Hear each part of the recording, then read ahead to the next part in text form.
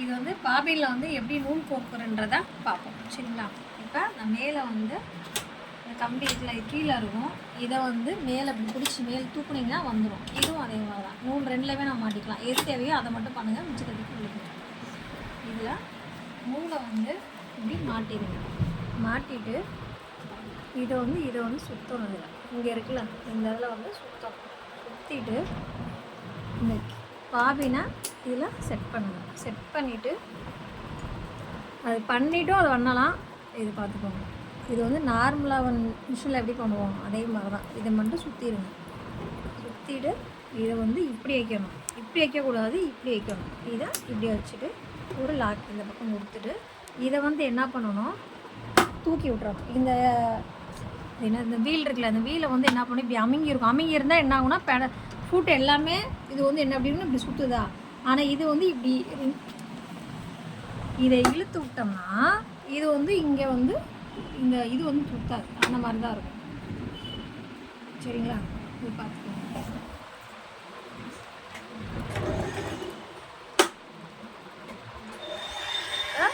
கீழே பாருங்கள், இது சுற்றுது, ஆனால் இது வந்து மூவ் ஆகலாம். ஆனால் இங்கே பாபியில் வந்து நான் நூல் வந்து சுற்றிட்டு சரிங்களா. இதுதான் வந்து பாபியில் நூல் சுற்றணும். வச்சுட்டு இதை ரிமூவ் பண்ணிவிட்டு எடுத்துருங்க. ரிமூவ் எடுத்துட்டு பாபினில் கேஸில் வந்து அப்படியே செட் பண்ணிடுங்க. எப்பயும் போல நார்மலு தான். இது ரிமூவ் பண்ணணும். கீழே இதை ஓப்பன் பண்ணிவிட்டு இதை வந்து இந்த ஹோல் தெரியுதுலாம், இதுக்குள்ளே இதை வந்து அப்படியே வச்சு ஃபிட் பண்ணிடுங்க. அதுக்கப்புறம் இதை க்ளோஸ் பண்ணிடுங்க. நூல் கொடுக்குறதா பார்க்கலாம். நூல் கொடுத்தது வந்து ஃபஸ்ட்டு இங்கே வரணும். அதுக்கப்புறம் இது அப்படியே கீழே வரணும். செகண்ட் ஸ்டெப் இங்கே போட்டிருப்பாருங்க, செகண்ட் போட்டிருக்கா, இது மேலே இப்படி மேலே வரணும். இந்த லிவர் மாதிரி ஒன்று வந்து என்ன ஆகுனா இது மேலே தூக்கிட்டு வரும்.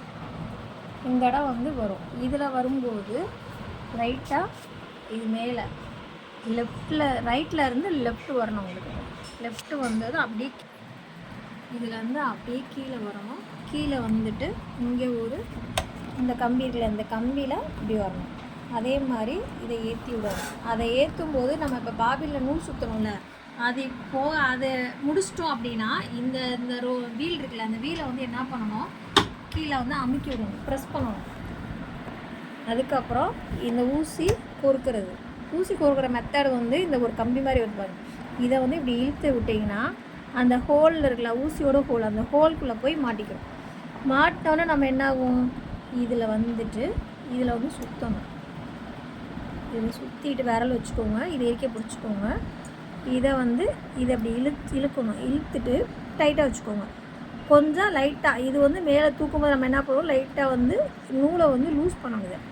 இதை எடுக்கும்போது அப்படின்னா தான் என்ன ஆகும், நம்ம வந்து நூலை வந்து இது மாட்டோம் சரிங்களா.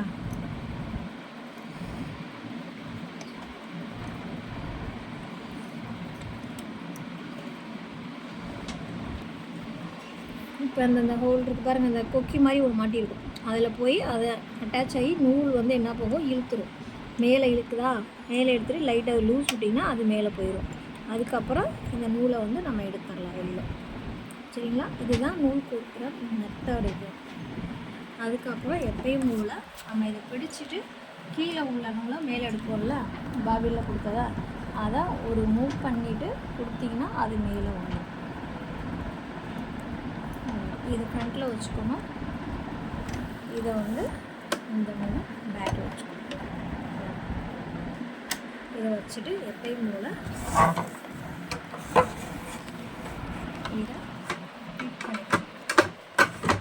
இதை ஃபிட் பண்ணுறனால ஃபிட் பண்ணிக்கலாம். அப்படி இல்லைனா ஒரு சின்னதாக ஒரு ஸ்டாண்டுக்கு இதிலேயே ஸ்டாண்ட் வந்து வந்துடும்.